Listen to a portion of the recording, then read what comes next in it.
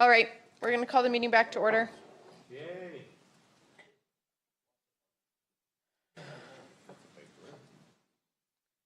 Yeah, that is a big word. We'll move to the Subdivision and Development Appeal Board Bylaw 2019-10.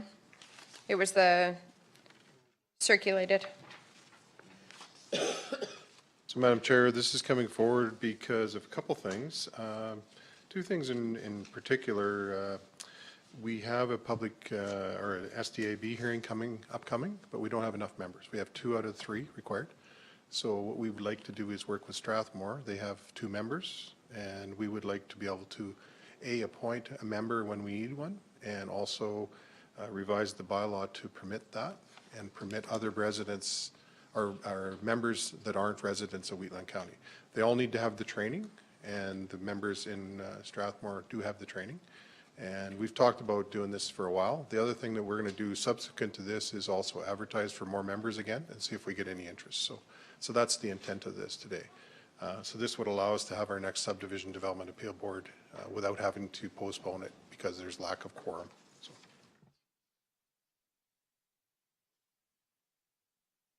Does anybody have any questions regarding the revisions to the bylaw? I'll move council give first reading bylaw 2019-10.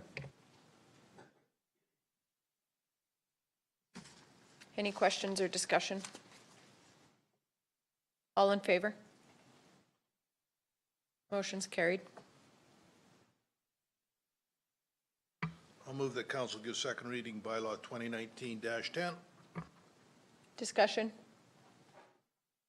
All in favor? Motion's carried. I'll move permission for third reading. All in favor? Motion is carried unanimously.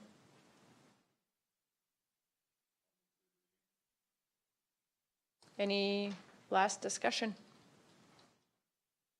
All in favor? Motion is carried. Thanks, Alan.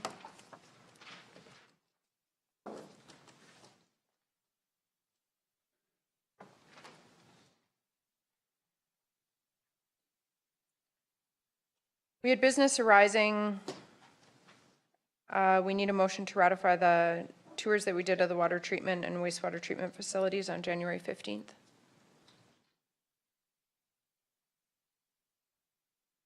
I'll move. Discussion? All in favor? Motion's carried.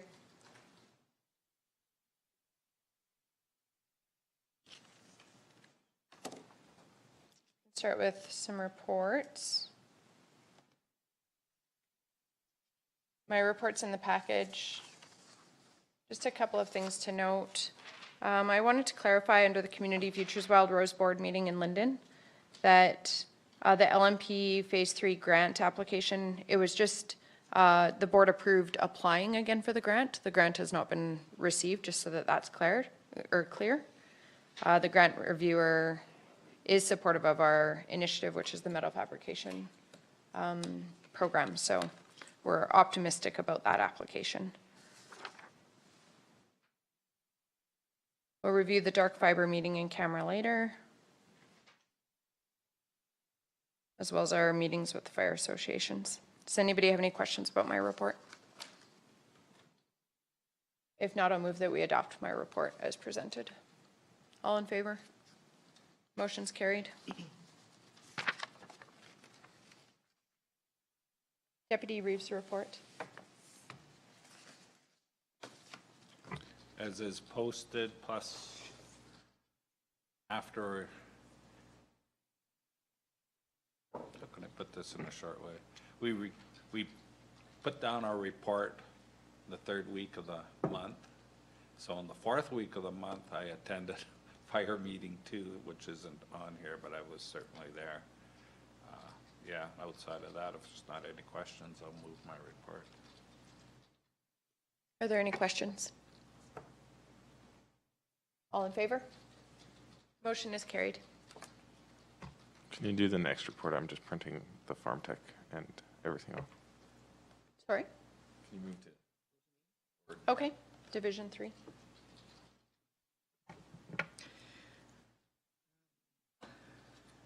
short month.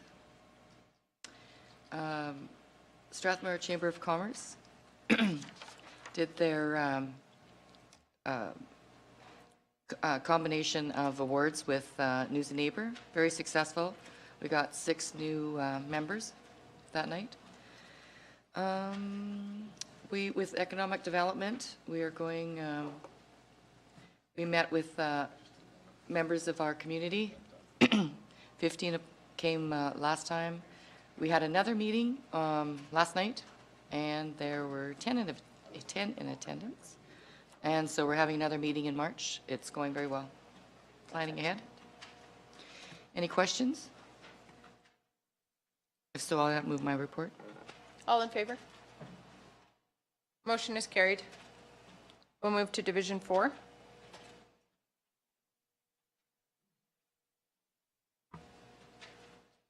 Yeah, no, it's, I think one of the few things I want to, attended the Landman, Alberta Agricultural Landman Convention in Calgary, and very interesting.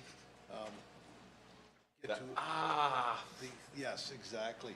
And it's I'm always amazed at some of the, like, what goes on in this province in the world of agriculture. There was a gentleman, and Jeff Nelson Ranches, which I mockingly referred to in my report as a hobby farmer. And this gentleman and his family have a 15,000 head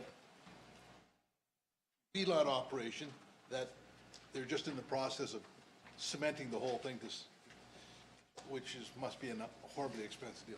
They have a $5,000 or 5,000 head cow calf operation. I mean, what farmers can do or ranchers can do when they have the money and the labor and land is absolutely amazing. The man also has five gravel pits, which is probably more than the county has. So no, it's just absolutely amazing, and I think that if we can somehow get this information out to, it doesn't need to be in the county itself, but if we can get this information out to our you know, the people in the towns and the cities. I mean, the city people have to understand just how much work these farmers can and do, and how much they contribute to our economy. Anyways, I think other than that, all family though. So other than that, I think is everything is written down in the report. And does anybody have any questions? And if not, I'll move my report. All in favor? I just had one comment on the Ag Service Convention. I think it was probably, if not the best Ag Service Board convention I've ever attended. The speakers were phenomenal, I would say. They were very good. Just, I think, kudos to the South Region for hosting a big, impressive line of speakers this year. That's my only comment. Yeah. All in favor of Tom's motion? Motion is carried. Division 1? Yeah, I apologize for the conference notes being late, but by the time Margaret needed my report, I was still at Farm Tech, so I could not get those in. I don't have anything to add other than I will reiterate what Glenn said. I went to Grand Prairie last year, both very good conferences.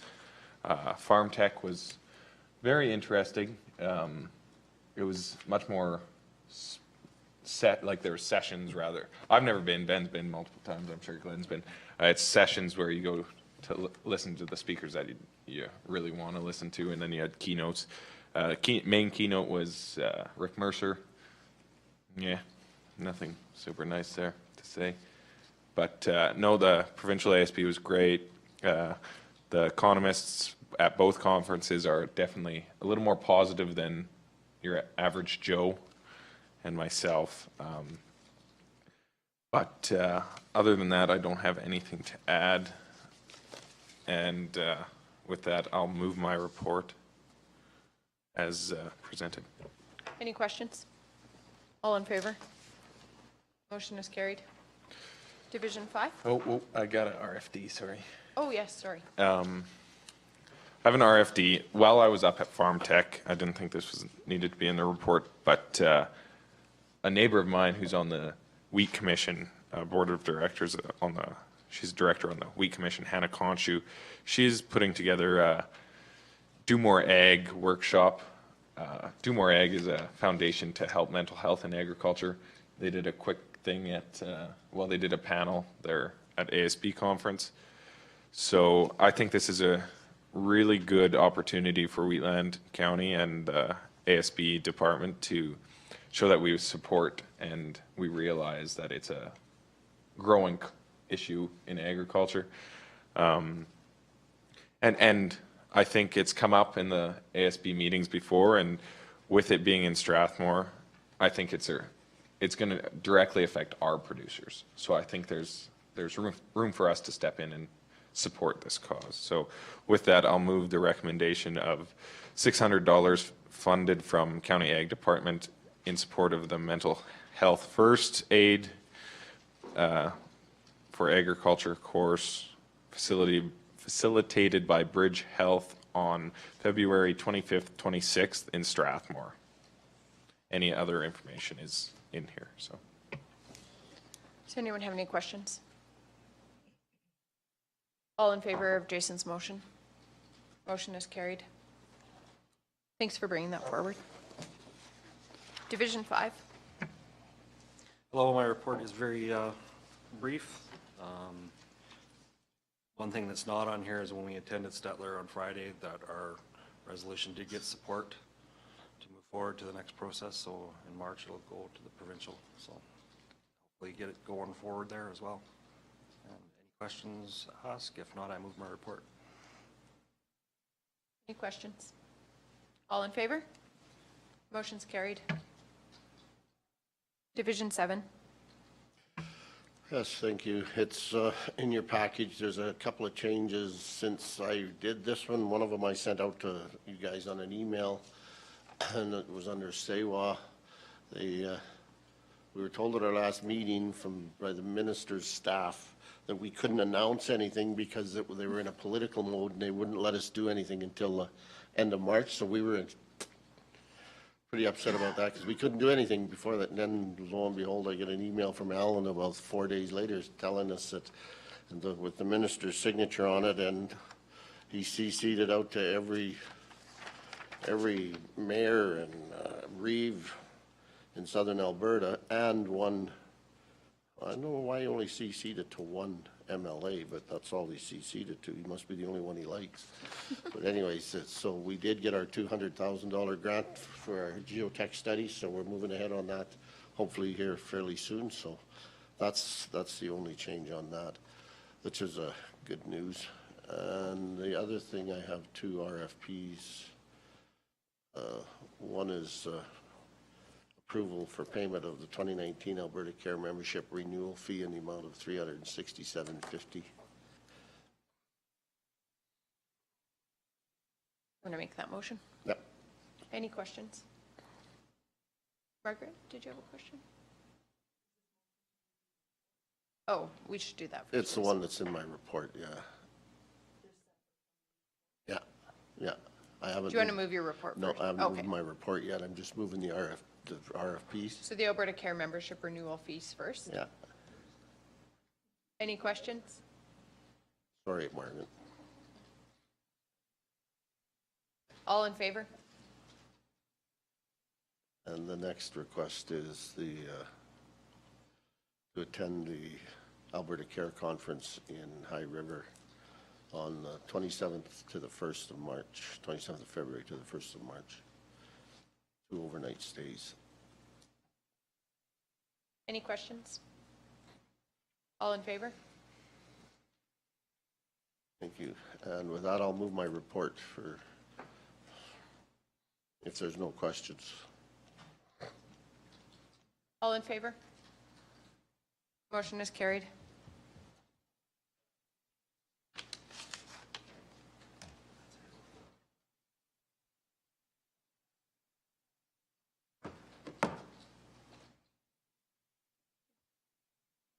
Good morning. Good morning. Madam Chair, my report is attached. Just one thing of note, the next meeting of council, I'll be in attendance, but the meeting on March 5th, I will be at the second phase of the course that I'm taking, the management course, on March 5th and 6th. So just to let you know that, that'll be in my next report as well. So otherwise, my report's there if there's any questions. I have a question about where we're at with the Oxbow annexation. I noticed you had met with the town of Strathmore. Yeah, so they had a council meeting a day or two after we met, and I've heard nothing since. So I don't know where that's at. It's with Strathmore, and Strathmore's trying to make a decision. Some of the councillors may have attended that meeting, so I don't know what the final decision was. Heard nothing yet from Strathmore on that. Okay, thank you. Are there any other questions?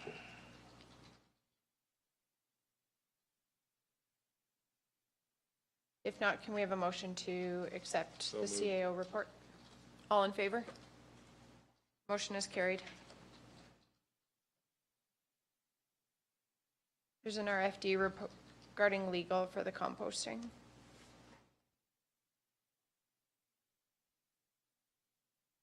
You want to speak to that, Alan? I don't have a lot to add. This is the same request for decision that came back in November. I've been unable to get a hold of the Keith Wilson law firm, so I'm recommending the original recommendation to go with Gowlings. Is there discussion? No? I'll make the motion that council approve administration and engage in the services of Growling WLG as read. Any questions? All in favor? Motion is carried.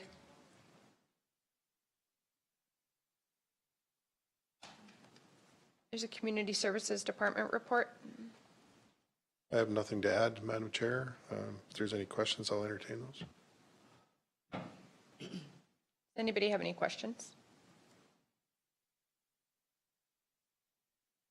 A motion to accept the report? Thanks, Ben. All in favor? Motion is carried.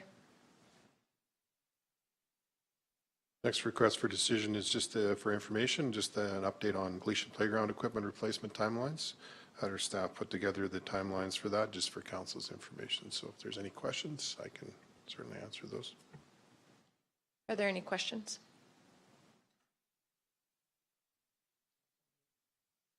Donna has moved that we accept the report as information. All in favor? Motion is carried. There's a cemetery analysis report. Yeah, so the next report is for information as well. That's an analysis that our staff did in regards to the cemetery and the life and age expectancy of the cemeteries in Wheatland County, with a couple of recommendations that'll come out of that. So.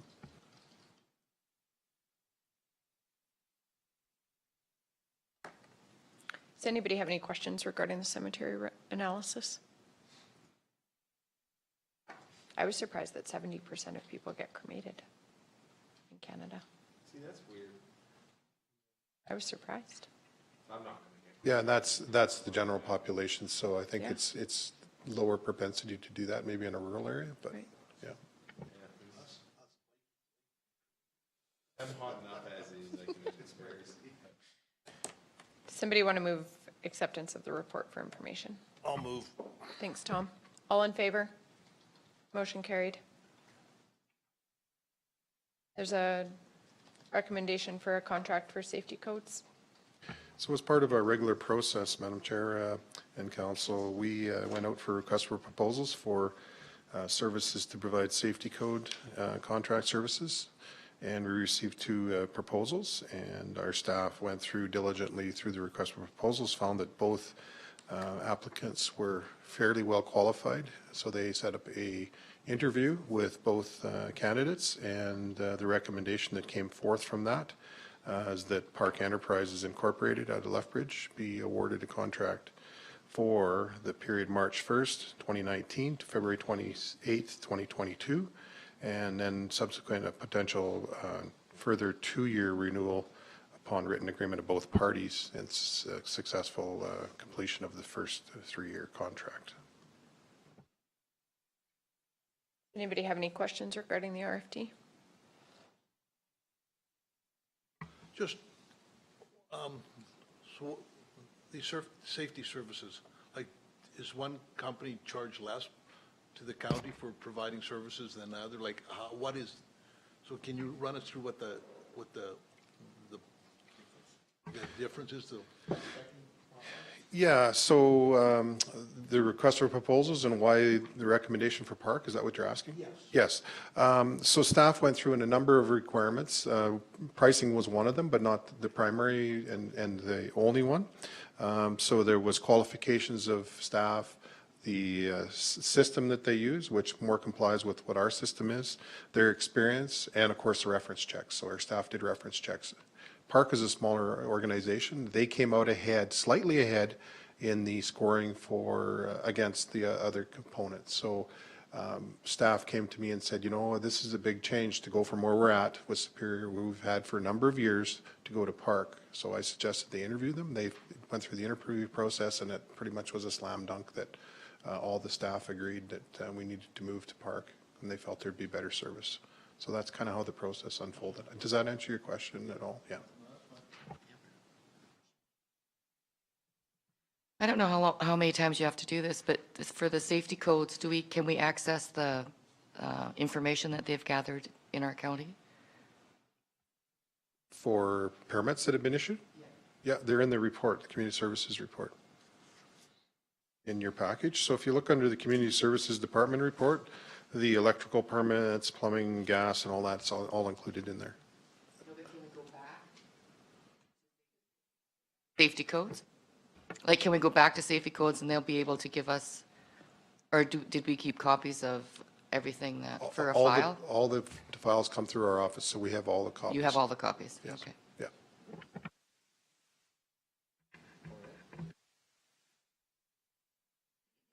I'll move the recommendation of staff that we engage Park Enterprises Incorporated for safety code contract services from 2019 to 2022.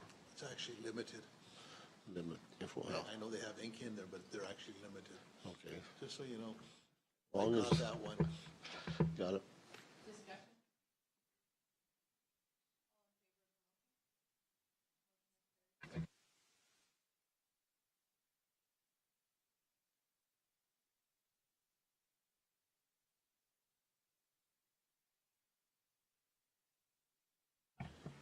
Good morning.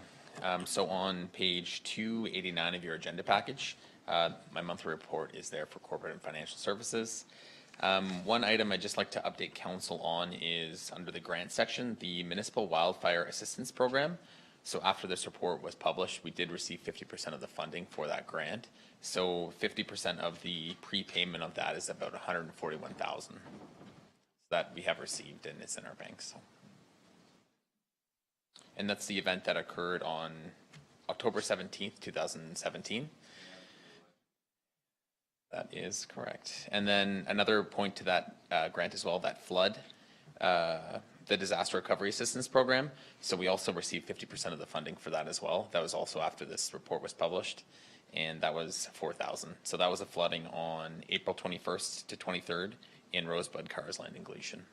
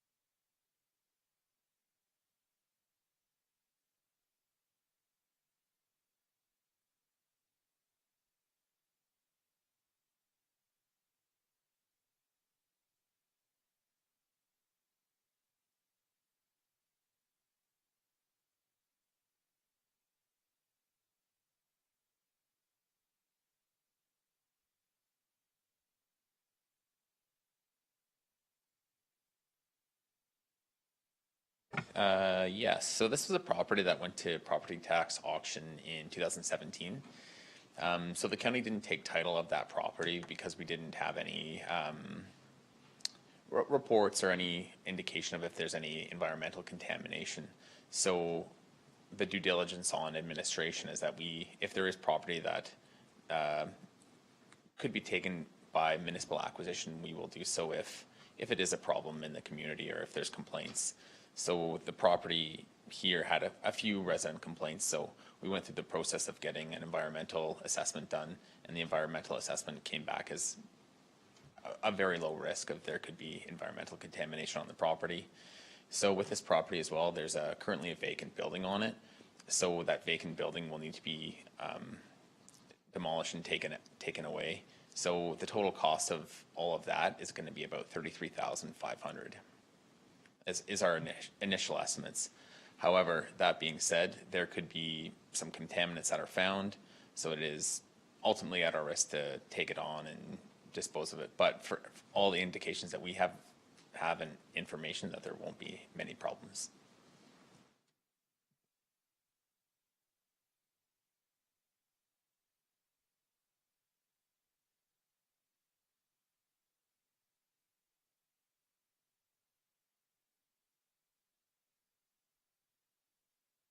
So I'm just, what happens if we don't do this? Like this is $35,000 because the guy that owns the property now doesn't want to spend the $35,000. And it being in Cluny, we hang on to it, and that'll, in 30 or 40 centuries, that'll be worth $35,000, that lot. Anyway, we're sort of, we have to do this, right? We don't have much of a choice? So through the chair, I guess the other option would be is just leave the property as is. However, there are resident complaints on the property. There could be potential health hazards as well, just kind of the direction of the property's going. So that's definitely an option that council should weigh.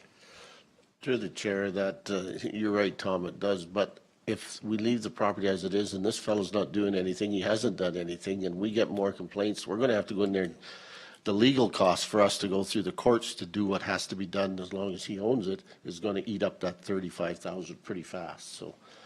I'll put a motion on the floor that we direct staff to acquire through municipal acquisition that property described and move ahead with getting it out of there and cleaning the property up. It's not sellable as it is right now. It may be saleable. It may be saleable, cleaned up, but it won't sell now. No, don't worry. That might sell down there. There's a motion on the floor, discussion. All in favor of Ben's motion? Motion is carried.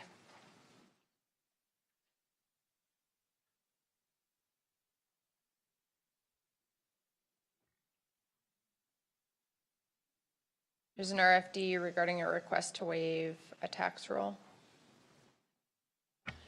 Yes, Madam Chair, on page 298 of your agenda package.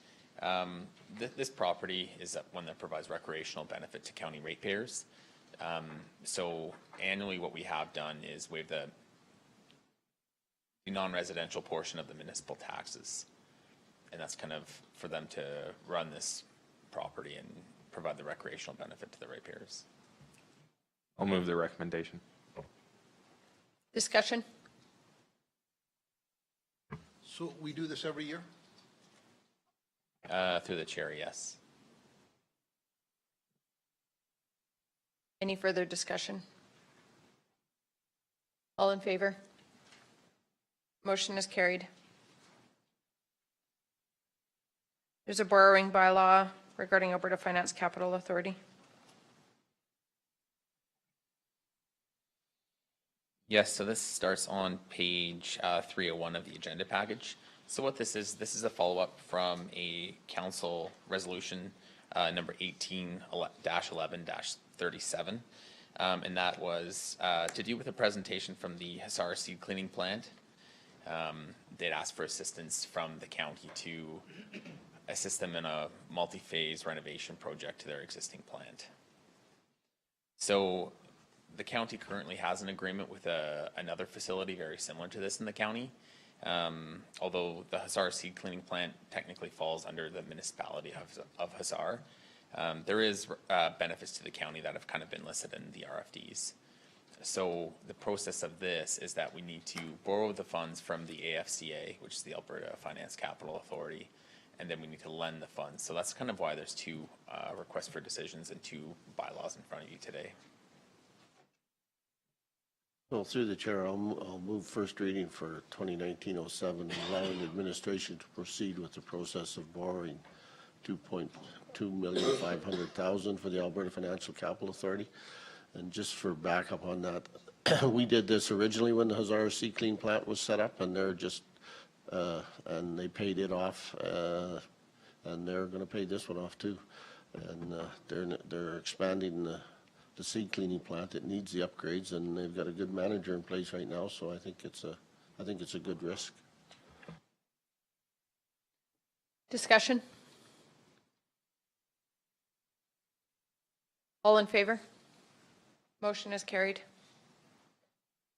Then the subsequent lending bylaw is there. Madam Chair, just to note, on page 308, I had made a typographical error. So under point D, II, the bylaw should read bylaw 2019-07. Currently it reads 2009-07.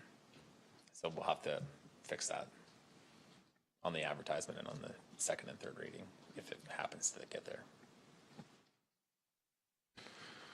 I'll move that council move first reading of bylaw 2019-08, which directs administration to proceed with the process of lending the Hussar Seed Cleaning Co-op Ltd. $2.5 million for a multi-phase upgrade for their existing plant with the amendments in the RFP. As noted. Discussion? All in favor? Motion is carried.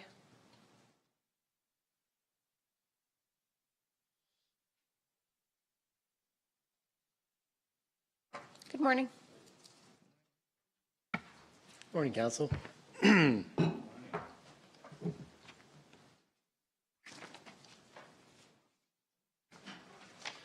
Okay, we'll start off with the Transportation and Agriculture Report. You have a copy of it in your package there. Basically an overview of what we've done the last month and a half here. So I'm open if there's any questions on the report or any additional comments. Anybody have any questions?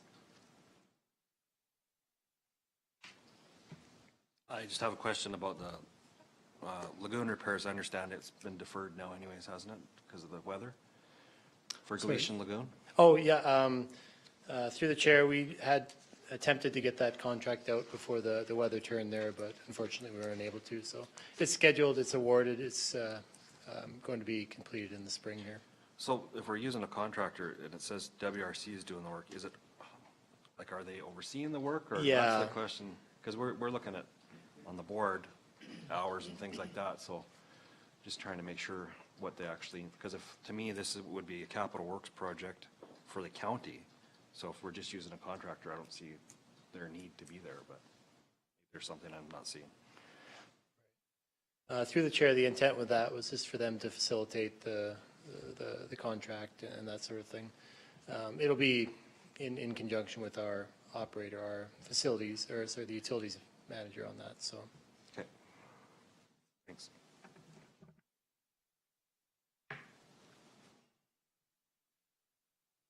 Further questions? We have a motion to accept the report as information. Donna's made a motion. Any discussion? All in favor? Motion is carried. There's an RFD regarding the ASB Bursary and Environment Stewardship Awards Committee. I'll move. Any discussion? All in favor? Motion is carried. The revised Agriculture Service Board bursary policy. RFD? I'll move. Any questions or discussion? All in favor? I'll just reiterate kind of what was talked about at the ASB meeting.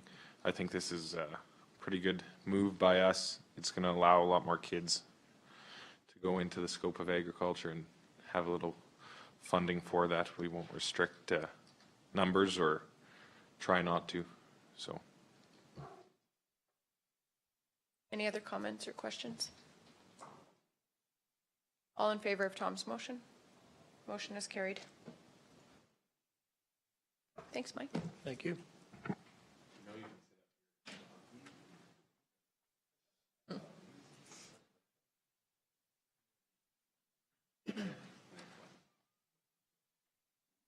We have the Protective Emergency and Fire Services report. Good morning. Good morning, all. All right. Kicking off our December review. Within Protective Services, we attended the CPE holiday train. It was an excellent event. Everyone had a good time. We did have a meeting with Siksika Justice in regards to some joint efforts with issues we have along our border, being primarily the dogs. Turns out the problem is a little bit worse farther south of the border with larger packs, so we're just seeing the tail end. But we're making a commitment to work together and try to solve the problem. Additionally, I've instructed the peace officers to look at some alternative capture methods. The dogs are getting smarter, and when they see the cars, they're taking off. So it's not entirely like the Looney Tunes. We're not capturing it. I've got a different method. Jason, zip it. Just to clarify, non-lethal capture methods. Thank you. So one of the ones I've been looking at is net guns, which seems to be the most popular with the guys. Their eyes light up when we start discussing this. So we are looking at alternatives. They're getting harder and harder to catch these dogs. Sorry, just I heard a rumor that they're making it mandatory to license dogs on the reserve now. Yeah, That's the hope. that's the hope. That's the You hope. just might have to burn a few collars But after you get rid of the They're dog. still allowed to run at large. So I don't see what the point is. Yeah. Yeah, so if we had licensing, then we can go directly to the owners through Siksika, and then we can go through a process. So we'll see how that plays out over the next few months. So we've been doing some targeted patrols as well too. We have a number of recurring properties that have issues, so we've been trying to address those as well as possible. It's just a matter of being in the right place at the right time. So we are continuing on with that. As we said before, the dog problem is reoccurring and it's not going away anytime soon. Okay. And we also had a peace officer attend the AMA summit in December as well too. So a little bit of emergency management education there as well. Into the fire services, December, it's usually a slow month for us. We completed the Gleason transfer agreement as approved by council and are moving forward on that. We've decided to update our training program, which will be in an RFD after this presentation as well, moving into something that's a little more streamlined, cost-effective, and time-effective for everyone involved. And we are looking to enter into an agreement with the Village of Standard for safety codes officers for fire, as they're an accredited municipality. However, they do not have any accredited safety codes officers to serve. And when they did their poll of the fire service members, none of them were interested in taking the education to do that. So they've reached out to the county, and that would allow Mac and myself to operate as safety codes officers within the village. So that would be their inspections, investigations, occupancies, orders, and variances. For statistics, I'm going to attempt to correct some of these statistics that we have listed in the report.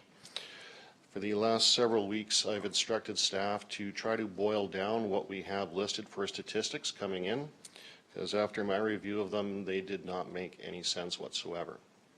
So what we've gone through is actual rip and runs and department reports throughout the county, and we are missing a number of reports through several agencies. This makes it very difficult to bring down to an actual statistic of what there is.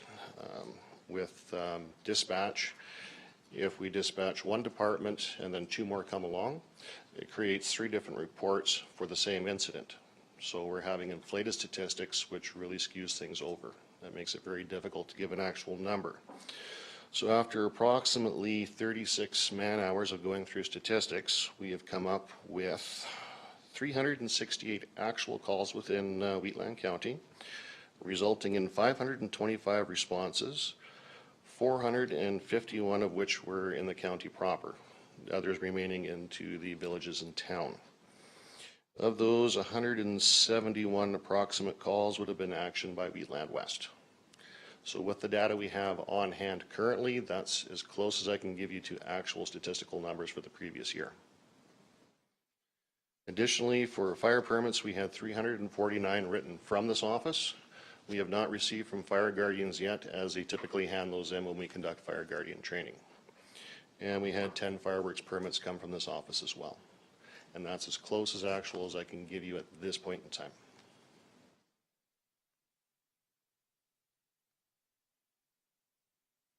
Anybody have any questions regarding the report? Glenn? Yeah, I can appreciate the time you spent on it, because when I first seen it, it didn't look good to me. So being on the WDEMS board, I did get them to pull some, I guess, when they're dispatched out. I got them numbers for a year. It took them a little bit. So I'm thinking it'd be a good place to start, you know, on the call outs for sure, and then match them back. It would, yeah. From my standpoint, I've worked with different dispatch systems throughout my career. Every dispatch system does it differently. However, this one, I'm still trying to wrap my head. I would suggest maybe make an appointment with WDEMS and go have a peruse at it. 'Cause Just a follow-up question from the last time we met. Have you guys had any progress on the cost analysis of amalgamating both Gleason and Cluny? Okay, thank you. Just thank you for reminding me. How is the Cluny Fire Hall coming along? Like is it being? The reclamation work? Yeah, reclamation work. Thank you. Mediation. As of right now, I know the contractors have been into the building, and they've been working directly with Mike and his staff. As for an update, I don't have an answer for you at this time, but I can get that for you. Thanks.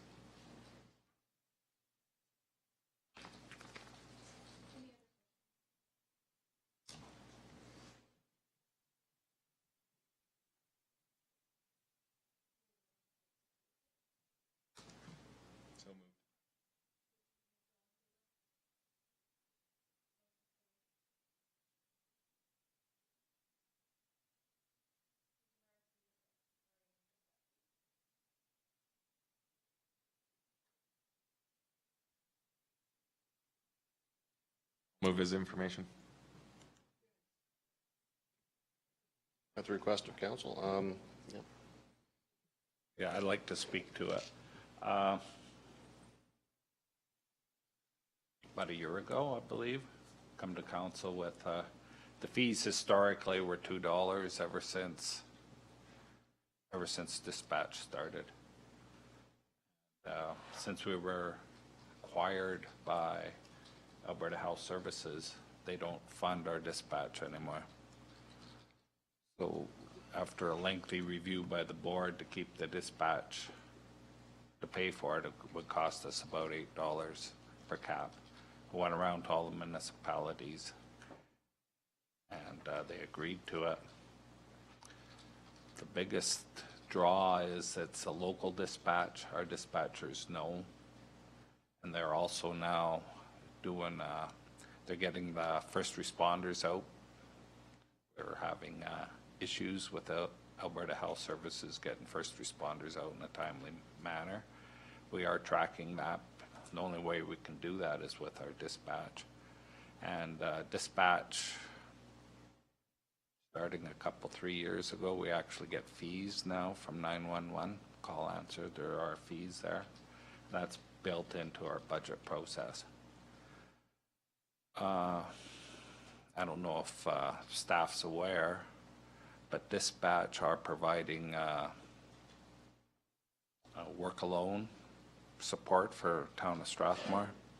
I don't know if there's any ability or if there's anything that we can look at for work alone support through dispatch. It's, from what I've been hearing, it's working really well, the work alone stuff. They call in, call out, everybody knows where they are. So, yeah, I know it's costing us more than what it would, but the service is more than justifies the increase of payment, that's for sure. Is there any questions? Can staff, maybe, I don't know how, I understand what Glenn is saying, but on everything, every decision I make, I have to make sure that the best interest of the ratepayer. And I don't for a second doubt that this, but I have to be able to justify this to my ratepayers that we're going to pay, because this is a $35,000 to $40,000 upcharge. And if it's upgraded service, then that's not a problem. But just saying this, that one group says that it is better. So I'm wondering, can staff put together a presentation that, and I don't know how this would be done, but I think there has to be more transparency than we're just going to say because Woodemps is in the area, we're going to give them the extra money. Prior to making that decision, Woodemps come in and the operations manager give a review of the service. So I'm thinking that's who you would ask if you want to have what we provide. Does that make sense? Yeah, it we're sort the of ones does, but that are it doesn't selling give it. us any background on what the other services would provide, so that we can't Oh, compare yeah, they apples would to oranges. provide We've that. had one guy come in and say this, and I understand, and it's probably the right thing, but I think we have to have more transparency Okay. to be able to make this decision so that we can just say, this is why this decision is being made, as opposed to we're going to keep it local. And sometimes local isn't always better.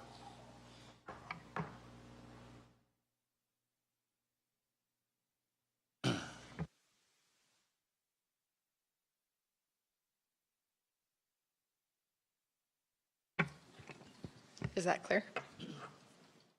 So if you can maybe do some research, compile a report on the options, it looks like some are presented here, and just a cost comparison and then a service comparison. Just like typically it would go through for tender or RFP. I can conduct that. That's what you're asking, Tom? It would be nice to get those numbers, because I know some of our areas is, the dispatch is run out of Red Deer, and this side of our area is run out of Woodemps. Just the dispatch for this area, so it'd be interesting. Any further discussion? So you'll be getting a hold of Woodemps to help? Just use your microphone, just so we. You'll be getting a hold of Woodemps to help. They have the history and they know what the obstacles are for sure. Yes, sir, I will do that. Okay, thanks. Can we have a motion to accept the report as information? Oh, thank you. All in favor? Motion is carried.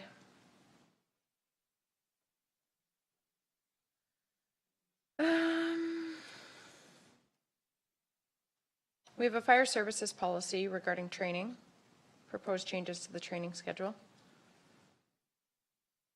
Do you want to present on it, Stuart? Through the chair. When I started here last month, I started reviewing some of the fire services policies that we have in place. One that really stood out to me was the fire services level of training. And in it, it listed S-Series fire courses. Now, these courses came out back in the late 90s, early 2000s as a new form of teaching. What firefighters run by is what's called the NFPA 1001 firefighter standard. That's your professional firefighter. Previous to the S-Series courses, we had parts 1 through 6, and you learned certain skills. And when they switched over to the S-Series courses, they broke it down from 6 into 12 modules. So it's a little bit of mishmash back and forth in actually what you learn. So what we had listed was an S300, which is how to put on your PPE, make yourself safe, which is a requirement under OH&S. You learn how to wear your gear. You learn how to put on breathing apparatus. You tie a few knots, and you do a search in an obscured environment. Problem with that is once people have taken that course, they figured, well, I know how to search in a smoky environment, so I'm allowed to go inside. However, that's not the case. You have to complete level 1 within that standard before you go inside under supervision of a level 2. Additionally, we teach the S400, which is water supplies. This teaches you how to open a hydrant, flow test it on behalf of Public Works. They teach you how to pressure test and clean hose. It doesn't actually teach you how to fight fire. We also teach the 600 or the 601S, which is fire apparatus. This teaches you how to check the oil and drive it. It doesn't actually teach you how to pump. That falls under a different standard, 1002, which there's 2 parts to it, which is driver operator and pump operator. Now, when we look at the S-Series courses, for us to deliver this, because we have an obligation to provide competency-based training within a recognized standard, we teach by levels now, and which is based on job performance requirements within chapters. So as you learn a skill, it has a specific job performance requirement attached to it. So if I'm teaching you ground ladders, how to set up a ladder, how to hoist, how to advance or line up that hose, that takes care of certain JPRs. Now these JPRs can be taught at the department level and signed off by an instructor, rather than committing to 2 weekends, 40 hours, and only getting a portion thereof. Teaching by JPRs is the provincial and international standard for how we present these now. It's no longer module-based, it is chapter-based from textbook. In perspective, for me to put staff forward to teach these courses under the S-Series, it's approximately 490 hours. If we're doing it under the JPR chapter portion, a little over 200. So my staff costs are cut in half. My ability to reach out and be flexible with other departments is way greater to do so. It's the way it's done. I've been teaching these professionally for 10 years, and this is the standard. That's why I'd like to request that change to the policy to move to a modern standard that's more flexible for our districts and staff. I just want to clarify the JPR is job performance requirement. So with the information you just presented, you are stating that our current standard of training that we required 12 weeks of full-time training to deliver that? Currently with the 300, 400, and 600, that would be 12 weeks of training, so 12 weekends, plus additional first aid training, WMIS. Well, my 12 weeks, yeah, was based on 40 hours per week. Like that would be 12 weeks of full-time training. Yeah. And we've been doing that for the last 2 years since 2015? To my understanding, that's what they're presenting is the 300 and the 400.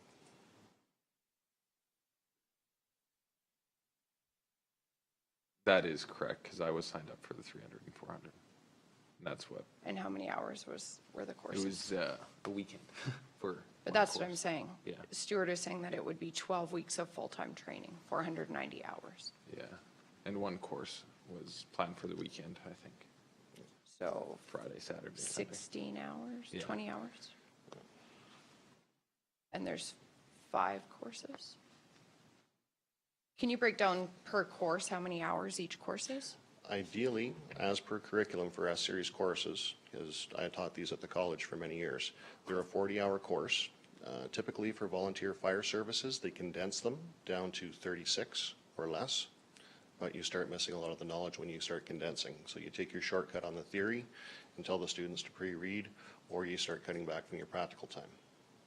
Which is when I look at the recommended courses, some of the delivery of that is delivered the same way. Like if you look at the 1001 level 1 and level 2 through Lakeland, a lot of that is done pre-delivery, like 12 weeks of private study on your theory, and then in-house 4 weeks for your practical or something. Like I saw different formats. Depending on how you do it. When I did this in my previous position, we would do Wednesday nights for 2 Wednesday nights a month, and then we give up one weekend for skills testing.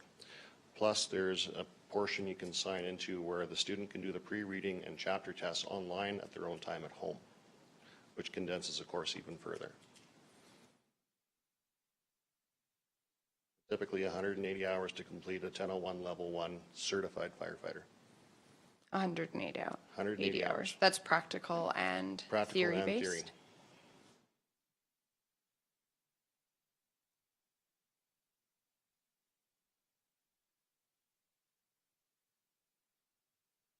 Does anybody have any questions regarding the proposed changes?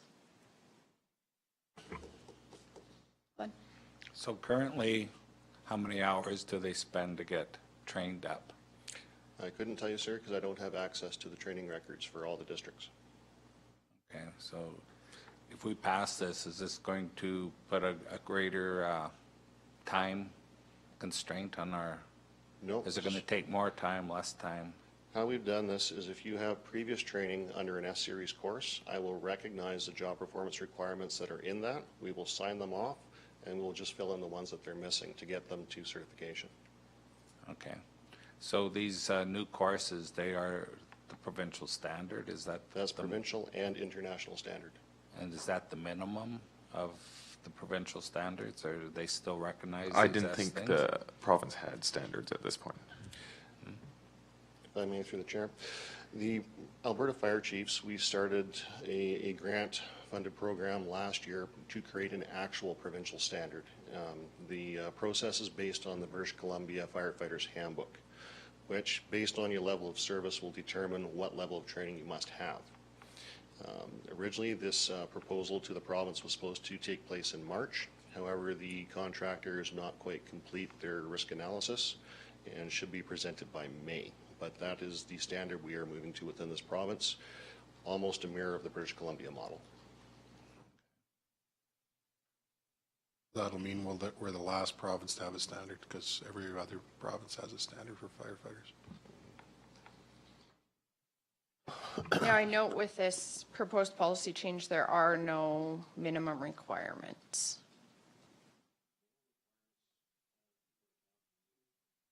Sure, our microphones keep popping off. Sorry. So with this, based on our level of service within bylaw, we'll determine what level of training we have to conduct. So as an exterior only to fire service is what we're committed to right now. We have to do personal protective equipment, hose streams, and not a lot else, but actually how to fight a fire. So under the old systems, your 300, 500, 700, 900A to get complete to that level. So well beyond what we currently have in policy. Sure, just a question. You guys went through this transition in Vulcan. Yes, we did. Did you guys notice any difference in volunteer numbers after making this Our volunteer numbers actually increased. increased? Okay. Yes, because we made the training relevant and we actually conducted it. When I got to Vulcan County, there was one department that could operate at the technician level, which means they could go inside a building. At the time of my leaving, every single department was capable of operating at the technician level.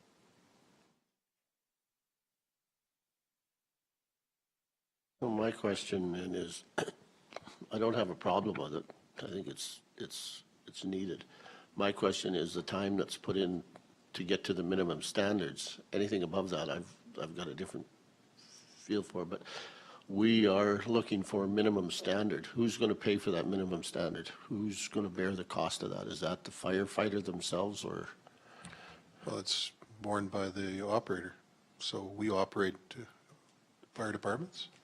We would have to bear that cost. The associations operate a fire department. They would have to bear that cost. It's a cost of doing business.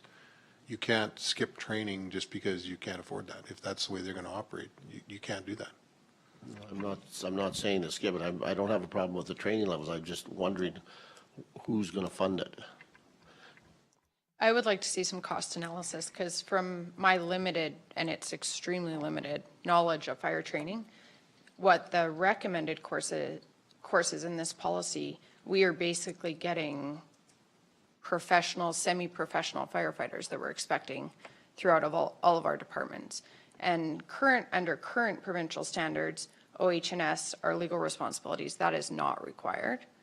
And so I would just like to see an actual breakdown of what the projected costs over the next 2 to 5 years would be for our current firefighters. And I would like to see some input from our actual associations on whether they consider these recommended courses attainable for their volunteers. Not saying that that's the end-all be-all, but if I think about myself and the fire risk that we have, like in our home or for medical first response, I'd far rather have, and I realize we need standards to our training, and I want any firefighters that are responding to be safe and to be, you know, to have the training that they are required so that they can provide the best fire service.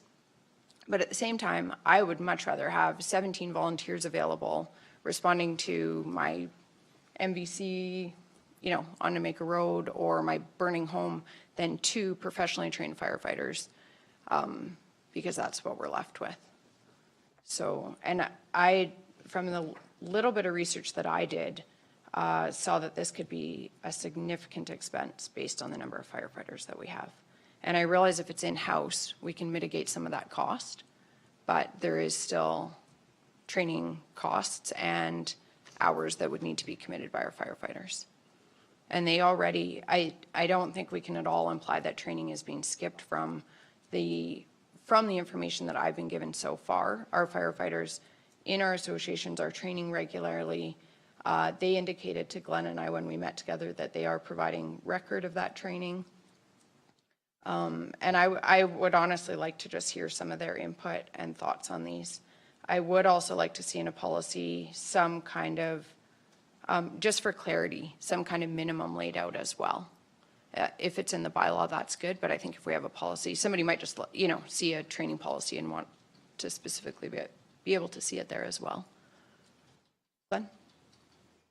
If we're going to do a comparison, I would love to see,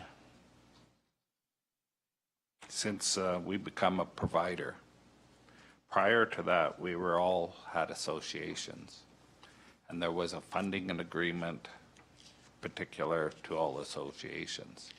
Since we've acquired 4 now, but we have history with 2, their budget, their spending, does it fall within the original grant money that was given to them as an association?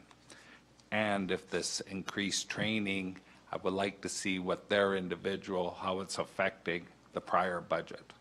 Because if we're just going to keep funding them as we do, is that fair to all the associations under this agreement? Because I know they are paid differently. Everything's a little bit different now, and some of it's carried over. I would like to be able to have that. It's going to be a big project, I know, but still, I think it's necessary. Actually, it's not a very big project because you approved the budget. So you approve exactly what's being spent in Carsland and Wheatland West. It's right in the budget. But we can break that out for you. I know it's in the budget, but I like to see how it compares to what the associations are getting and that funding agreement that the associations had. That's what I want to compare. Do you want to do it on a call basis? No, those associations were granted so much money to operate. Are we still operating Strathmore within that original budget that has been not changed to the other associations? I'd like to see that. You have to be careful on comparing Strathmore to another department. Because, just let me finish that. I think because they operate differently, there's a lot more calls around Strathmore on Highway 1 than there is as you get east. So we just have to keep that in mind. So you can't say, if we spend $10,000 in this department and $10,000 in this department, the more calls they do, the more it's going to cost, right? Right. So originally Strathmore and Carsland were getting close to double what the other associations were getting. I don't know what that arrangement was back then. I'd like to know how close we are with it today, if there's been a change. That's all I'm looking for, is the change. And the original agreement. There wasn't an original agreement that the $500,000 tax was how it was split up between all the associations. and it was changed a few years later. Those two agreements, I'm thinking, should be, so everybody sees what the history is. So through the chair, just not to go along with that, to go, Stuart is saying that if with this training, that there's a credit applied if the firefighters are sitting there with, let's say, an S300 firefighter 1, and that credit goes towards training to the new one, the NFPA 101 level 1. If they get their credit for the 300, what time commitment is there to get to that next level, to that same level with the new training? I know it's not the full training, but how much more training do they need to acquire that? So if I may, through the chair, we're not committing to actually fully training to 1001 level 1 or level 2. That would be at the option of the fire departments and the individuals. We want to train them within that standard to meet the level of service. So in order to be an exterior firefighter and put wet stuff on the red stuff, you have to understand how to use a hose, use a nozzle, hose patterns, fuel loadings. Some of that you don't have to complete the entire course, but we're just moving away from the curriculum of module-based S-Series courses, 2 chapters, to meet those job performance requirements within that standard. So they're not necessarily going to be a full level 1 or level 2 firefighter, but they'll have met the requirements of training to action the calls they go to. And if we want to look to the absolute minimum standard by legislation, in the MGA, we are required to provide safe and prosperous communities. Under the Forest and Prairie Protection Act, we are obligated to control wildfires within our municipal boundaries. So what does that look like? That's up to the municipality. So to control wildfires, I need an S100G course, I need a course on how to wear your PPE, and I need a course on how to spray water out of a hose. So 3 days to meet the absolute minimum in the province of Alberta. So from where they're at right now, they would need an extra 3 days of training to bring them to the level that you're looking for right now. No, that's not quite correct, sir. Ideally, if we were to meet the very, very basic minimum of the province, we can probably smash it off in 3 days. However, there's expected level of service. We have no obligation to do road rescue. We have no obligation to do medical. We have no obligation to even attempt to save your basement. It's not required. We don't have to train to that level. I realize that. I'm just trying to figure out, if you go back out and talk to them and say, okay, to get to the minimum that we need for you to operate the way you want to operate, you need this training. I understand that, and I don't have a problem if they have to train extra to do that. To get them into compliance with where you're coming from, it would cost them. If it's done in-house on regular training nights, it would not be unrealistic to assume it could be accomplished in 6 months or less. So Stuart, just a question. So we have minimum training for grass fires. Yes, sir. There would be, and so we have a station full of guys that have minimum training for grass fire. If there is a structure fire, we're not allowed to send anybody out then, right? Is that what happens? We can go out and we do what's called exposure protection. So because we wouldn't be qualified to action that structure, we just make sure the fire does not spread to neighboring properties or carry on and become a wildland fire. Because if we do that, then we're accepting liability. And once you commit to an interior attack, there is certain levels of training you must have, and if someone's hurt and we don't have that level of training, we're all going to jail.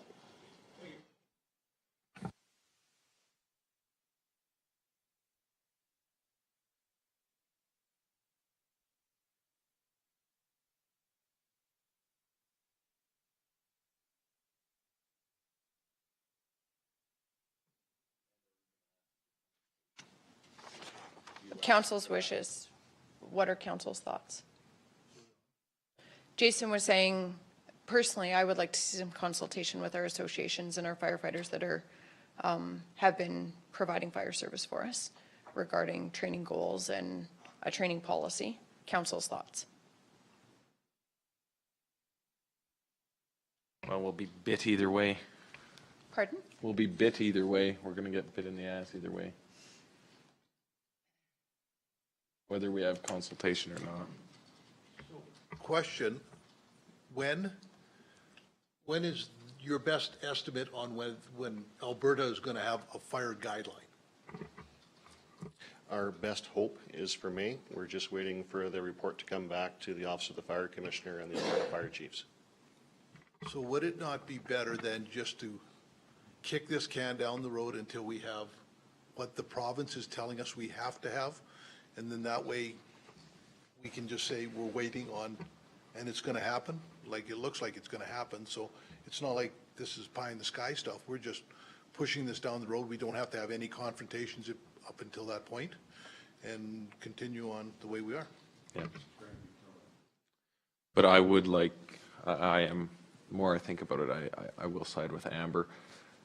It's not the end all and be all, but I would like to know where they stand. I mean, just to have that explanation why we're doing why we're going forward the way we are, whether it's consultation or not, we can explain ourselves.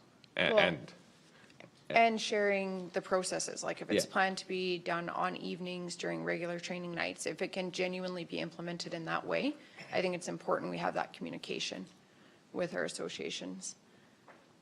Because I think Sorry, Jason, go ahead. if they're, I think they're a little leery. I've talked to a few of them, and they think they'll have to fill out get the whole thing done, and have to, like, might as well just go to Calgary and be a firefighter and get paid for it, right? If you're going to get, but that's the thing. If you explain, no, it's just, you're just changing rather than doing modules that don't fit in with the system. You do sections of this. I think if you explain that to them, sit down in a room, I think they'd be much more open to the idea. So just to sit down, I mean. What can lead to confusion is on page 320 of the report, it says professional firefighting training, NFPA 1001 standard 2019 edition, will be introduced to the County Fire Service this spring. Training will be closely monitored to ensure that all firefighters providing service in Tweetland County complete that, and here it's noted as required training of 1001 level 1, whereas in the policy that was presented, it's noted as recommended. Like just to sit down.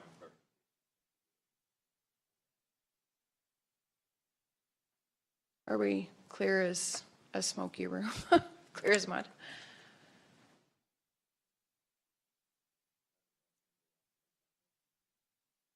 Do we need a motion or for further information? Does anybody else have any other questions or comments? Okay. We'll move to 3.2A. Welcome, Mr. Bolt. If you want to come to the podium and state your name, and I'll just get, maybe Mike, can you turn the mic on, please? Thanks so much.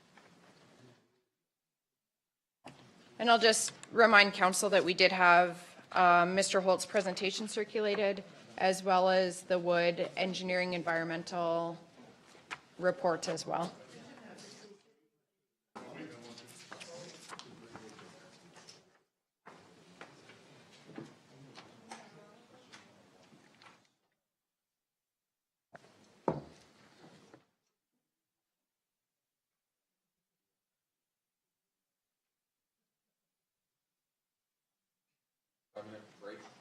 Sure, we'll take 5 minutes while we get set up.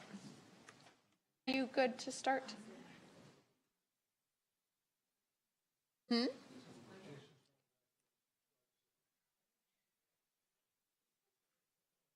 call the meeting back to order.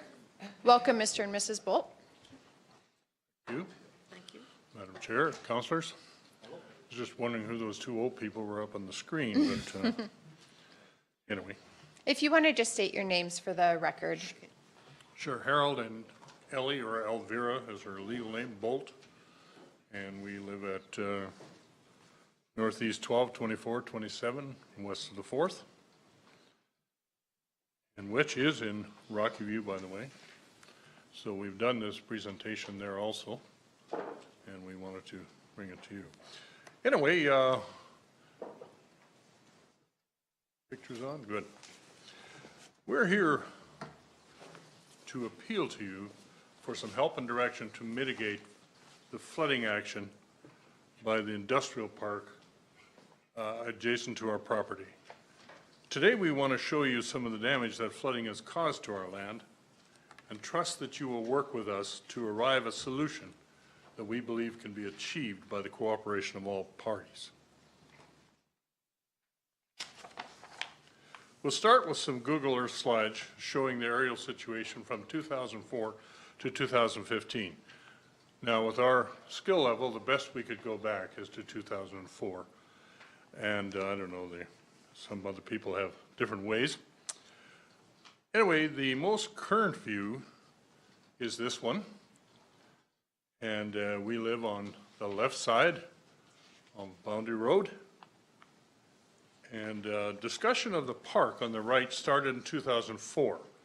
Now, first of all, because we live in Rocky View, we were told we were not informed of the initial meetings where the property, the land designation was changed from farmland to heavy industrial. We were only told about it by neighbors. We spent time studying the proposal and had a number of concerns, one of them being the containment of water runoff from the development. And we came here to present them to Wheatland County hearings. We were reassured that all the water would be retained on their property. The development is in Wheatland County, bordered by Range Road 270. And we have a footnote in the book in the back where it states very clearly that that's what we were told, that they would retain all the runoff water. And when you stand on our property and you look toward the scale, which is halfway mark on the side of the Trans-Canada Highway, you know it is uphill.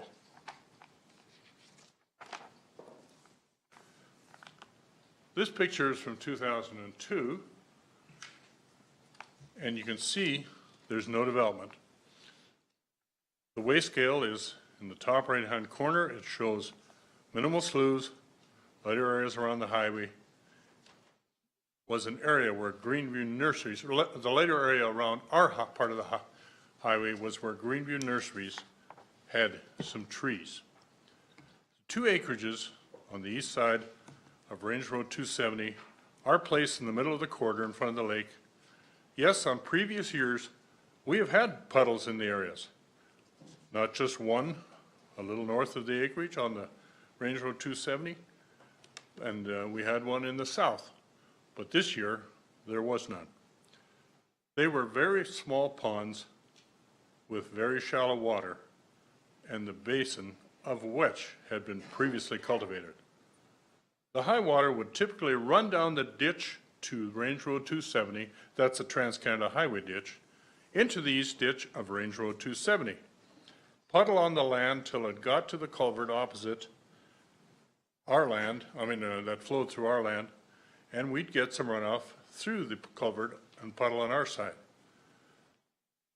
The field directly above the part of our property drained in the same way, and the fields were all planted grains. Our sloughs were present in the spring, but we could pump them if we wanted to or leave them. There was no long-term damage to the soil because of this slough action. We could often seed right through if we pumped through the low spots in the spring and harvest at the end of the year. Water from the southern part of the development also flowed overland where it was in excess to Range Road 270, down to the east ditch, down the east ditch to the culvert approximately 200 feet from our boundary under the roadway and puddled on the land there. Again, we could often seed right through it if we pumped it and harvested. But the actual groundbreaking of the project started in 2008. This picture is from 2012. The development is largely complete in its current phase, more to come. Sloughs and salinization has developed and grown substantially. Our property now floods, could be a couple times a year at least, because of the lack of drainage, and with our inability to pump after crops are seeded, we have issues. The volumes of water coming off the development have exceeded what they had developed for, leading them to conclude that a 35-acre interim pond area to receive water in excess of the pond's capacity is in an engineer's report. This, however, was not done, and the drainage from the development during a weather event would often overflow Range Road 270 on the corner where the development and the road intersect. Actual flow down the highway ditch under Range Road 270 and south on the west ditch 270 onto our land would occur quite often. A small berm, the water used to flow down the ditch, come to Range Road 270, and then flow down the east ditch. However, they placed a small berm during development there, forcing the water to flow underneath Range Road 270 onto our side and then south.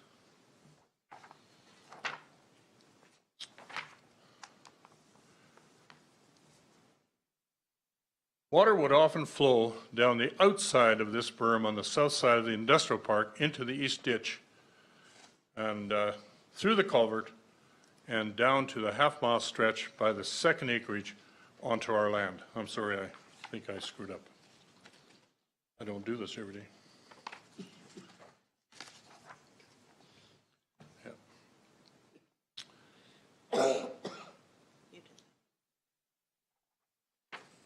Page missing?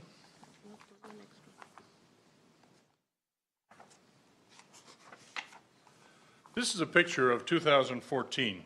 Sloughs have grown exponentially, and the new acreage adjacent to the southeast corner of our quarter has built a berm to combat the onslaught of water from the park. A permit was only granted for the berm after it was completed, without any consultation with the neighbors. This action caused further damage to our property due to restricted water flow. The picture here is in 2015, the most current one, showing the southeast of our land unavailable for farming and inaccessible. The increased size of the slough and salination all along the front of the property has curtailed farming in that area at all. We bought the place in 1992, and I, being a farmer from Saskatchewan, I drove over the whole quarter checking for salinization. There was none. And we now, due to the excess flow, have salinization all along Range Road 270.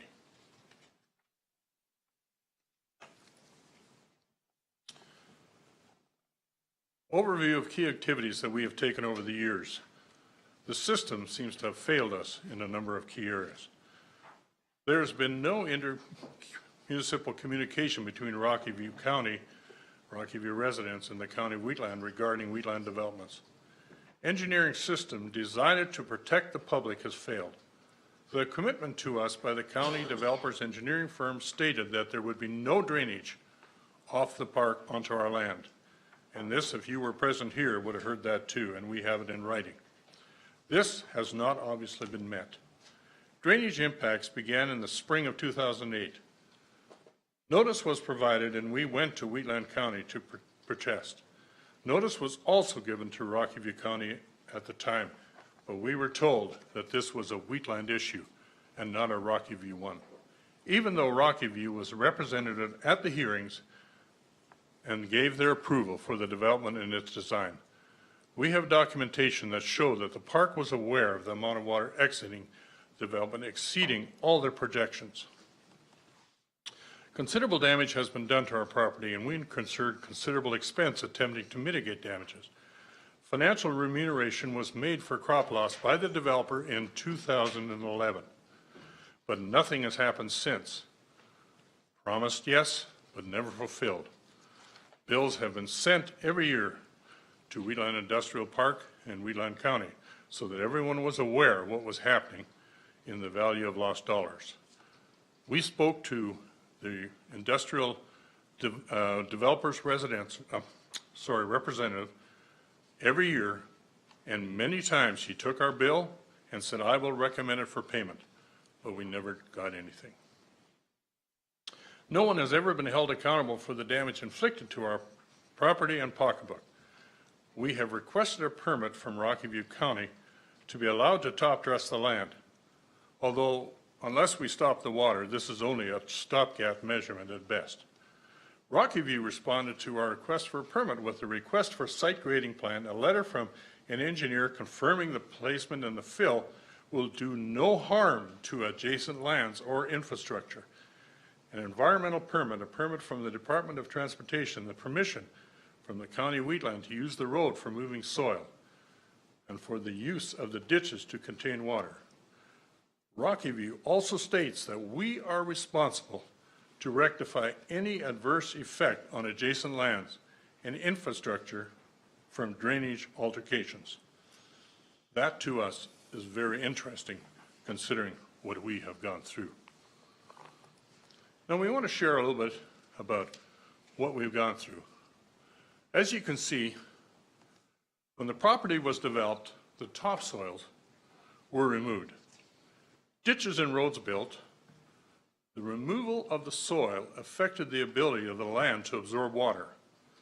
Clay sheds water. Notice the channels the water dug to get to the ditches. These photos are of the water draining off the clay development. My wife pointed out to me a very interesting little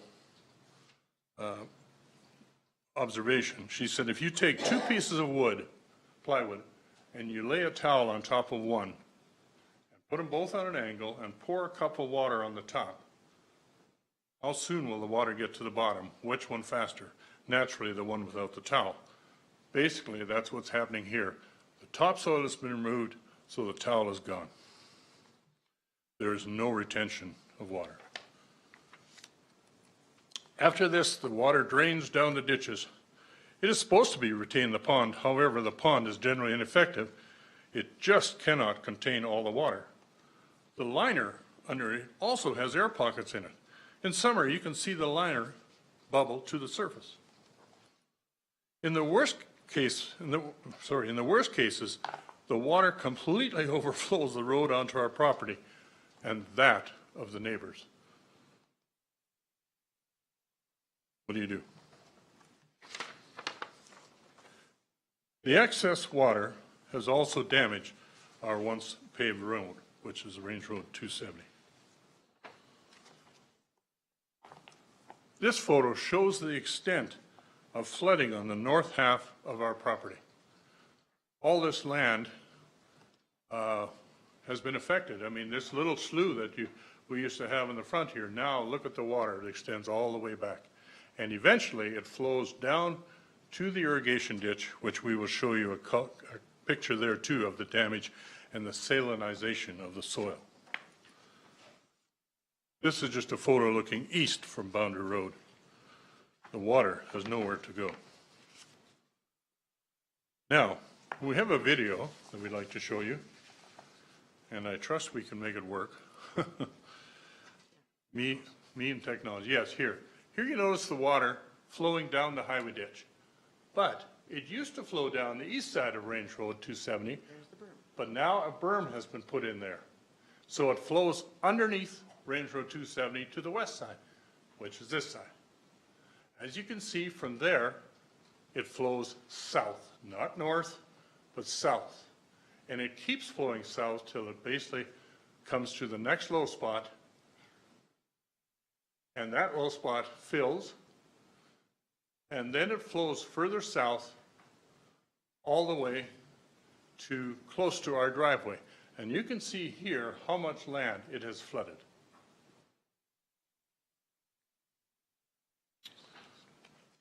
And there is no reverse flow from the center to the north, as was suggested in one report. This is on the east side, and the water comes down, flows underneath. The culvert there flows south on the east side of Boundary Road, flows underneath the culvert there, keeps on going, all the way to the southeast corner of our land. It also has flowed down from the top there for some years along that berm. And you can see some of it is on the land there.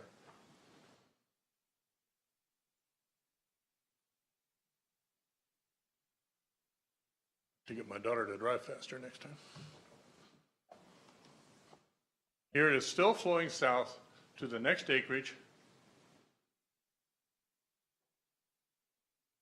Also gets flooded.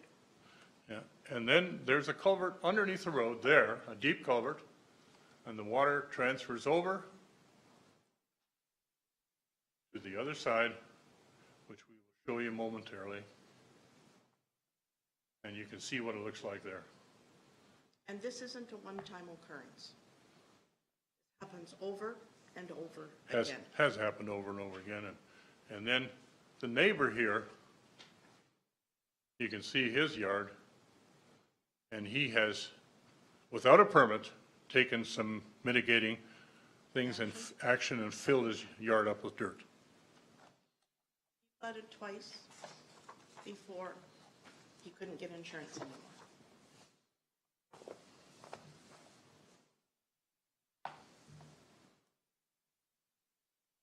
This is a photo of a typical area where fill is requested as per our development permit. This was all seeded before the rains came in May and June.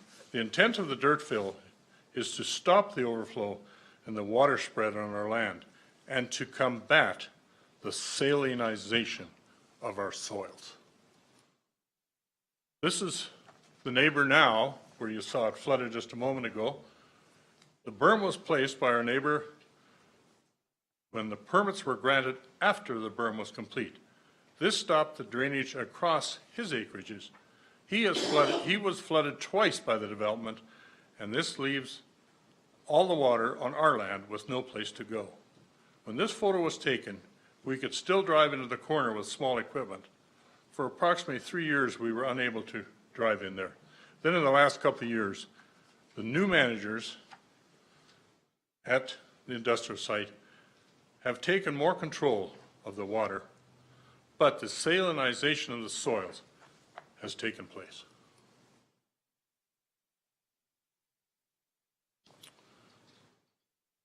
The developer has at times opted to empty his pond via the sprinklers on the highway berm. Excess water then flows, as we saw, underneath the highway. These sprinklers in this area, we counted and kept very close record of it, ran for 34 days, 24 hours a day, rain or shine, and all the water from the scale this way ran onto our property. This one shows, you see a black pipe there, that was him transferring water from his upper pond into the property just adjacent, which they also own, and that flooded all down onto our lake, onto our land. They was just the acreage, which is in the southeast corner of our property. This pond was just above his house, but it ran where I showed you the water in the field, it ran down. Here are two situations where we see at the highway ditch, just before the irrigation canal, this used to be all productive land here, it has now turned saline. When you look at near the highway ditch and Range Road 270, well, you know what white stands for. I don't have to show that to you. The constant flooding and reflooding has resulted in alkali damage to our fields, as confirmed by the aerial map. And these photos, there are just two areas, these are just two of the areas. In order to do the top dressing of our land, we are required to do a grading plan and commitment to fix anything that will be damaged by others, that will be damaged by our actions, I'm sorry. It appears that there's one set of rules for us, and we are expected to follow, but no one holds the Wheatland Industrial Park to account for failure on their part to manage the water on their development. Permits were granted to our neighbor after the fact to build a permit. It changed to build a berm. It changed the water flow, but again, no repercussions.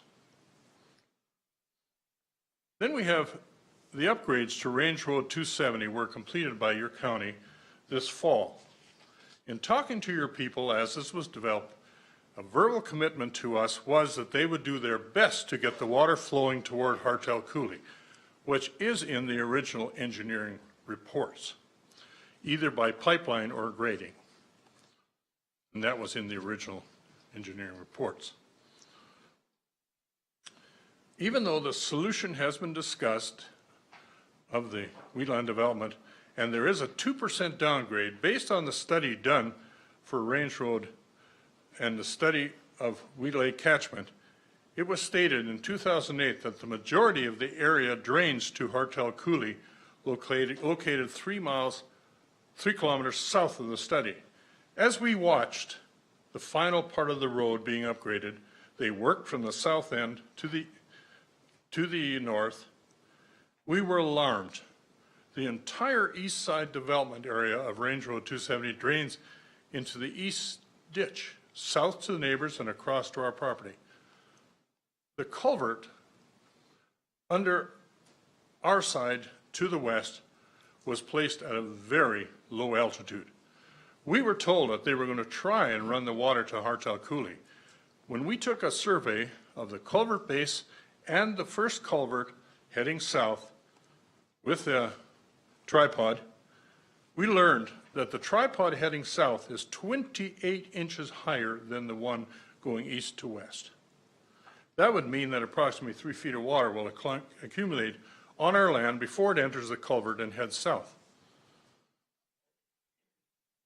It also would appear that even the ditch that is graded south of us is higher, bringing the water back to us at that point.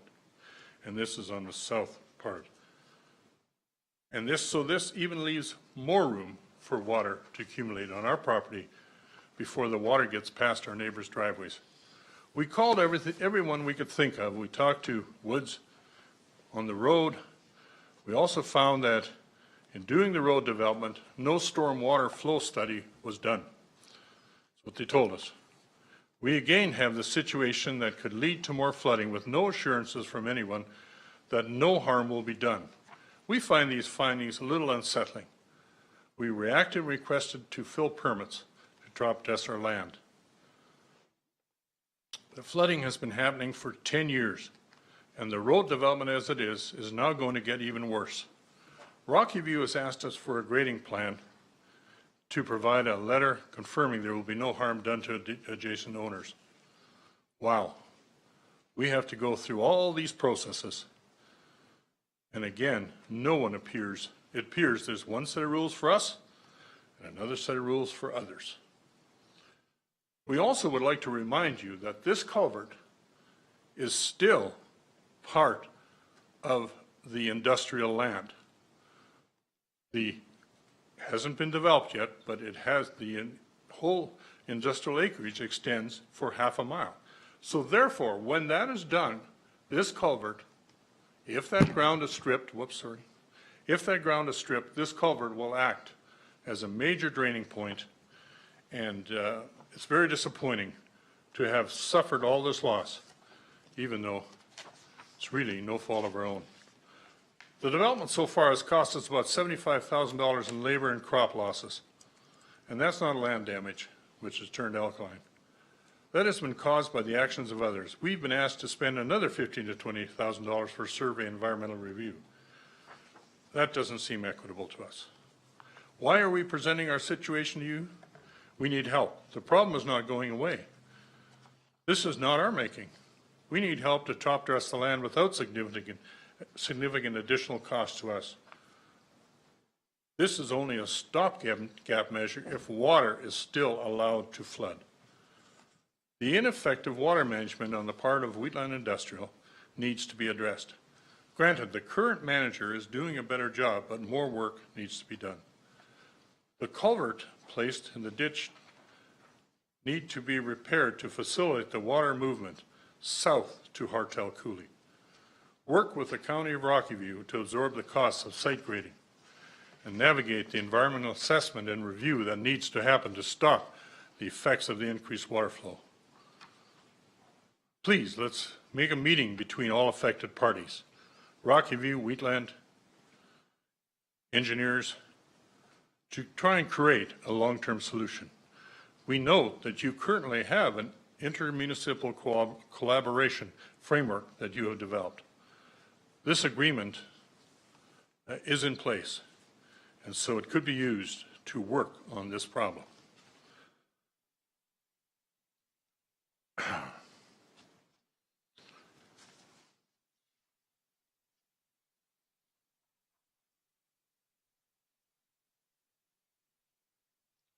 The lands within Rockview adjacent to the proposed ASP and mitigation of impacts and accommodation made for the MD residents for wheatland, but none for the affected Rockview residents. This was mentioned then, and accommodation was made for wheatland residents, but nothing for Rockview. This was 12 years ago, during which time there has been little dialogue, much heartbreak, and anger and frustration by affected residents. Can we not finally and quickly activate this progress and work together toward a long-term solution? Thank you. Thank you, Mr. Bolt. Does council have any questions?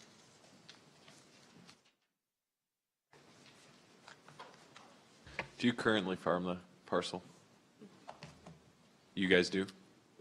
Works do. Would I be able to ask Ronnie a question? Council's wishes. Ronnie, We'll just have him come to the microphone. Yeah, to if you answer could so run to the microphone, sorry. Put you on the spot. Mr. Warwick, if you can just identify yourself when you come up. And to the answer, meetings are please. recorded, so you'll be on. You'll be famous. Has Ron Warwick, we farm the land for him there, so. has the wetlands just become an issue? How long have you farmed it? I think 3 years. Yeah. So, like I say, they were fairly big by the time we started farming. We did have a dry year and we did kind of clean them up a bit, but then, you know. And the who runoff farmed we- it prior to you guys? George Jackson.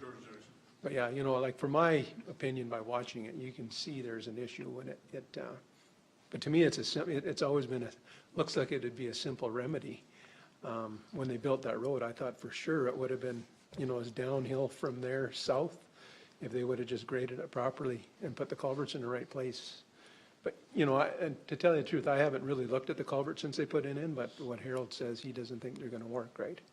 So, you know, and I've seen it before with some of the roads being built. They don't really take into account the drainage in this country, because we don't normally get a lot of runoff, right? But, you know, when we've got some land up in northern Alberta and it's so sensitive up there, everybody watches it so close. But, you know, I think it's just something that you maybe, you know, on all developments in the future and any road building, that you look at the drainage, because you know along these roads you're building, eventually there's going to be development of some sort, and, you know, water's always going to be an issue certain years. You've been in there for a while. Can you remember it being marshy 20 years ago? Well, like, just in general, like, obviously the last 15 years have been wetter than probably normal, like, without question, right? But, you know, you can see, you know, I've been out there when it's been raining and that, and you can see that water running down the road and that right over the road and into the next field, right? But yeah, there's no doubt we've been in a wetter cycle, but, you know, it's definitely compounded the issues on that land, without question. Thank you. Thank you, Mr. Warwick. Does anybody else have any questions? This is directed to Mike. When they did the road, do we have information on elevations of culverts before they placed them and after they placed them, and that we're all in the same, that they're in the same elevation wise? Because I understand part of the problem is we're trying to get rid of a lot of water, and we were only allowed to use one side of the ditch, because the other side of the ditch, because of your neighbor, has precluded any drainage towards Weed Lake and Hartel Coulee going south on the east side of or on the west side of 270. So I'm just wondering, our elevation, have we got confirmation from our engineers that our culverts are in the same height? Okay, so through the chair, obviously it's a very sensitive issue here. We've been dealing with it since 2008 and prior, but this isn't the first time that we've looked at drainage in the area. Had many conversations with the landowners in the area there, and Looked at a few drainage studies along the way too. We had a survey done on that west ditch back in 2012 to see if there was a way of adequately draining the lands and getting the water away. Found that it was basically flat. Any improvements we would do on there would just be moving the water from pond to pond along the ditch line there. So because we knew that, and because we knew, yes, we could probably have drained this area or improved the drainage. We did improve the drainage where we could. We knew that such a flat area in there and so many existing wetlands that just moving the water from one land, it would just be compounding a problem from one land to the next there without, with doing any improvement draining on one specific site.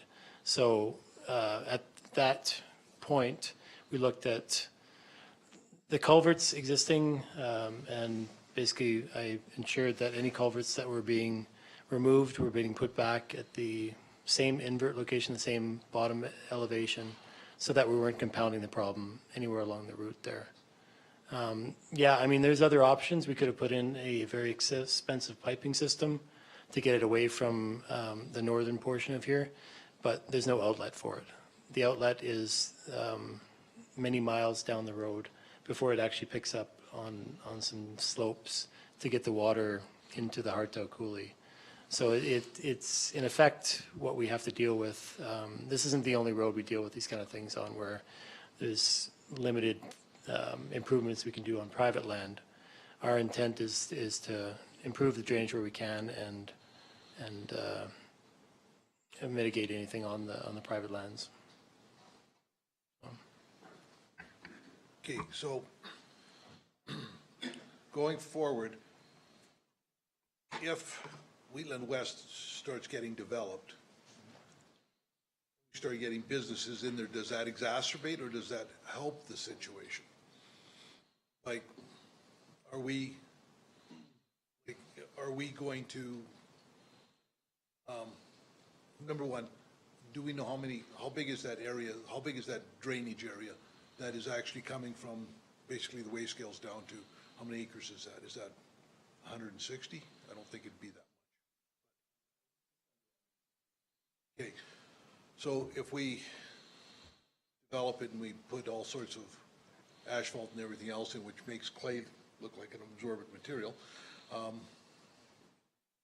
have we got anything, like, does the developer have anything in the, or the way it is now is the way it's going to stay? So in the short term here, we have implemented restrictions on any new development that goes in those sites to ensure that basically they retain some of the drainage on their own individual parcels. The hope in the future is that as the entire east side of that development builds out, we'll have the drainage to allow full release of these developments or the lots into the stormwater system. As of right now, any new development has to store some of the stormwater on site. We have calculations on how much volume that size, based on the size. That should help and does help mitigate any additional flows going into those two ponds. Excuse me, so down the road, if CSMI ever does this incorporate into CSMI at all? Like for the stormwater management, like does? It does. The ultimate intent, CSMI is a number of years away though, before we actually tie into that. That's 10, 15 years plus. So ultimate intent is for a pipeline from Wheatland Industrial east to Hartau Coulee at Highway 24 for a discharge of the stormwater. Up until then, Wheatland Industrial has been given approval for a zero release of stormwater off that site.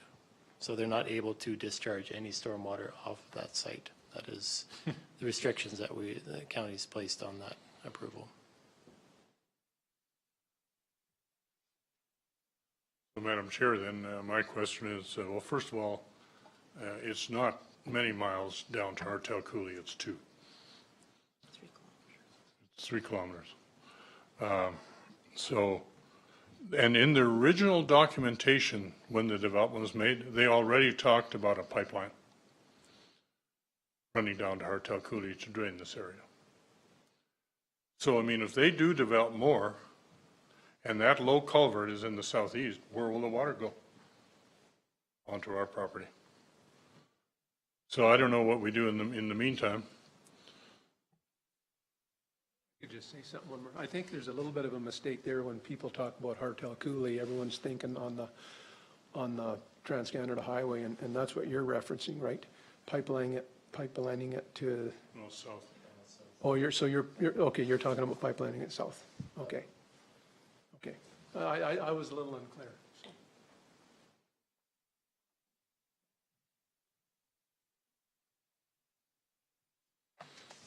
Madam Chair, where does that leave us in the meantime?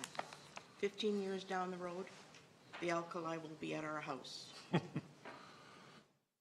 And somebody has gotten the use of our land for their storm pond all these years. And that is my concern. We don't have that many years. Pumping, Harold and I can imagine. We go out there with our 2-inch pumps. The one year we had Warwick's big pumps out there. We go out there with our pumps and our hoses, walking. If you want to come and help, we'd love to see you come and help. But you can only do that during when the frost is still in the ground. When the seed comes, you're done. Walk in mud up to your knees. Somebody has to do something somewhere. We can't sell it to anybody because we have to do full disclosure. We're sitting in a swamp because of water that's coming off of the industrial park. It's not stopping. Try and stop it when it overflows the ponds. Oh, that's just an accident, Madam Chair. Well, Mr. and Mrs. Bolt, we thank you for coming in. I think council has also, I just want to draw attention to the report that we were presented by the Associate Environmental Scientist with Wood, outlining some of the wetlands that have been in existence on the property historically. My attention was drawn to some of the aerial imagery, a normal year, spring 1974. I believe they had aerial imagery all the way back to, let me just find it. So 1974 was figure 5 in that report, showing significant wetlands then. Yeah, I think 1962 is not in here, but I do recall reading that they did have imagery as far back as 1960. Oh, the first page, sorry. Oh, yeah, right there. So while I am sympathetic to what you're experiencing, to council, it has been demonstrated that this is a historical issue that has been on the property. Madam Chair, the alkali has not. No, there was no alkali when we moved there. This is repeated flooding, And- year after year after year. And you know, the interesting thing about this report is that if you read, the stormwater concept is to retain post-development stormwater within the Cavendish ownership area. If these things keep occurring, then this isn't being followed. So if this was being followed, where's the water come in the past? From the east, all the time, long before development. When the buffalo roamed, the water came from the east. Now, oh, we don't do anything wrong. Oh, I don't know, excuse me for getting a little emotional. Madam Chairman, I'll just say one more thing. I don't know a lot of history of that land, but I know it was my uncle, Rob Jackson, that used to own it, and he built the house there originally, and he put the dugout. And he was alluding to some trees that were put in at one time on the north side by Greenview Nursery. So at one time, they had a lot of trees in there along the north side, and over the years, they took them out. And there's the ones that are left are just, I guess, ones that got too big or whatever. So I'm assuming at the time, when it was probably the 70s when they put those trees in there, I don't think they would have put a nursery at the time, at least on that north side. Like, I agree, like, you know, there's, you know, all this land, like we're in, you know, duck country, and our, you know, when we get runoff, when we get sloughs, right? That's what happens, right? But, you know, the development did you know, it hasn't helped things, or it has made it worse, and I would just look at that north end of that, where Greenview Nurseries at one time had put them trees. They wouldn't have put them in an alkali spot, you know, you don't make an investment like that. So it has hurt that north side, at least, in my opinion. So I just thought I'd bring that up. Anyway, excuse me for getting a little emotional. So question to the staff. Is there any way that it doesn't appear that we are able to, at this time, have zero runoff, stormwater runoff, the way it's set up right now? Is there any way we can do something temporary, like dig, we got a bit of land out, like, I mean, part of the problem, we know part of the problem is, I would assume some of it's coming from runoff from wheatland. Some of it is Rocky View. I talked to Al Schul at a meeting. You're on the agenda, and I think we're willing to work with whatever. But is there, like, I don't think we might not be as good as stewards as we should be on the stormwater part, right? Like, everything's designed for it, but evidently we're either having 100-year occurrences or something's been underdeveloped on stormwater. So I'm wondering if staff can look into that and see if there's something we can do on our end for the zero runoff part. Madam Chair, may I just make a comment there? Sure. There, in the original engineering report, there is a recommendation saying the storm management is not adequate, that they should add a bigger storm pond. That was never done. To staff, would it be possible to bring this back to a planning and priorities meeting to look at potential options to work with Rocky View? We can certainly bring back the studies that have been done. There's numerous studies that have been done. And ultimately, when that gets built out, because you put the buildings on there, you got less coefficient, you're going to have more runoff. There is another storm plan for that development. As it expands. But right now, it's not planned in that original phase. So we just need to continue to work with the developer to get that put in place. And then further to that, hope that Mother Nature doesn't keep giving us this increased water flow that we've had. And you can see it in historical photographs. 62, it wasn't as bad. 74, it was really bad. It's worse than it is now. Although The last couple 74 of was years, considered a normal year Yeah. for precipitation. the last couple of years haven't been quite as bad in that particular area. But we've had other areas where we've had more flooding. So, yeah. Does anybody have any questions or further comments?